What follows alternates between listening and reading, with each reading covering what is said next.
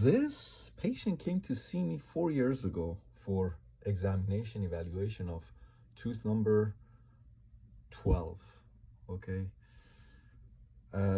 Number 12 and 13, according to the patient, the root canals were done in 2016. And as you can see, the crowns are connected. So patient also complained of not being able to clean between number 12 and 13, and he would get a gingival abscess in that area sometimes as well. So we examined tooth number 12 and 13. Of course, you can see tooth number 13, that root canal is not, looks like it wasn't done optimally. Tooth number 12, you can see short fills. Again, short fills don't matter as long as there is no periapical lucency there. Also, there was a sinus tract, as you can see right there, associated with tooth number 12. Right there. That's tooth number 12, that's number 13.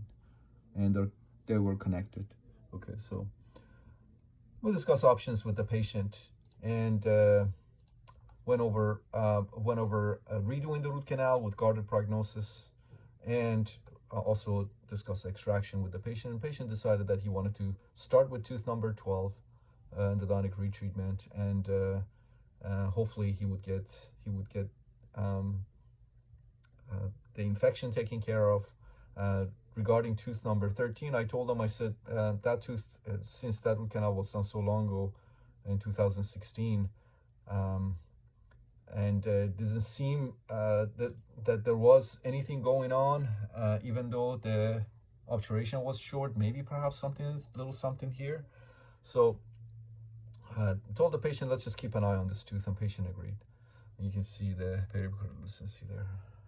So we went ahead and redid the root canal of tooth number 12, and went through the bridge, or whatever you want to call it. They were connected, and redid the root canal for him in one appointment. And again, you can see tooth number 13. You can see how short that fill is. All right, went ahead and redid the root canal, and patient came in to see me for tooth number 13 now. Because he's getting a new crown. He doesn't like his crown. There's still a gap. He had the crowns replaced, but he still has a gap in between, and he was complaining about it. So anyways, he's going to get a new crown for tooth number 13. So his dentist wants me to redo the root canal on tooth number 13 before he makes him a new crown. And take a look here. So this was the sinus tract right before we redid the root canal on tooth number 12. And this was today. As you can see, the sinus tract is gone on tooth number 12. Okay, and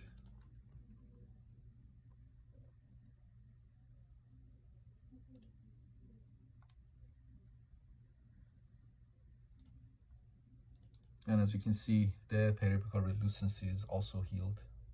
So this would be now, when I saw him in 2020, so 4 years post-op of tooth number, this would be 4 years post-op of tooth number 12, and here's the date, as you can see, today. So 4 years, well, not today, when I saw him for tooth number 13 a few days ago. So 4 years post-op of tooth number 12, and again, periapical relucency is healed completely. The sinus tract, I showed you, the sinus tract is gone now. The patient has no symptoms, and because he's getting a new crown for tooth number 13, we went ahead and redid the root canal for him. And let me emphasize to you again, so I went through the crown and redid the root canal, right? That didn't affect the outcome of endodontic retreatment. I redid the root canal in one appointment on tooth number 12. Again, didn't affect the outcome. I still got success here. The periapical lucency went away, the sinus tract went away, and there was some sealer extrusion or sealer puffs, sealer extrusion, and that also didn't have a negative effect on the outcome of the endodontic retreatment, as you can see here.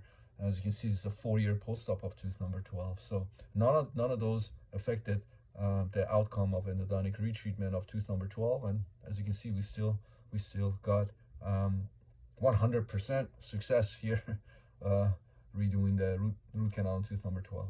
All right, so that's that. And again, patient was getting a new crown for tooth number 13, so went ahead and redid the root canal for him today, went through the crown and redid the root canal for him. And take a look here. Did it in one appointment, went through the crown, PFM crown, and here's the post-op of tooth number 12 now. So take a look here. We were able to regain patency, all right, and take a look at that beautiful lateral there. Take a look at another lateral there and there. I saw a couple of cracks, so I decided to just go ahead and obturate half of the canals, or 2/3 of the canal here, half of the canal here with MTA. This is gutta percha and sealer.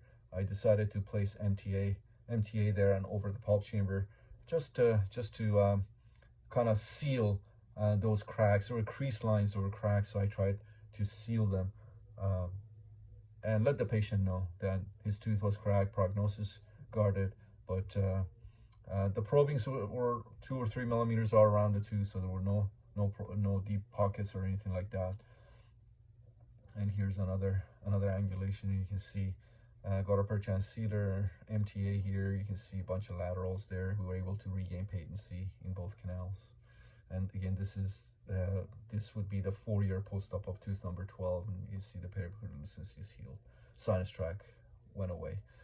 All right, so here it is, 4 years post-op tooth number 12, and we just redid this root canal for him now, and you can see a bunch of laterals and all that stuff that we talked about. Excellent.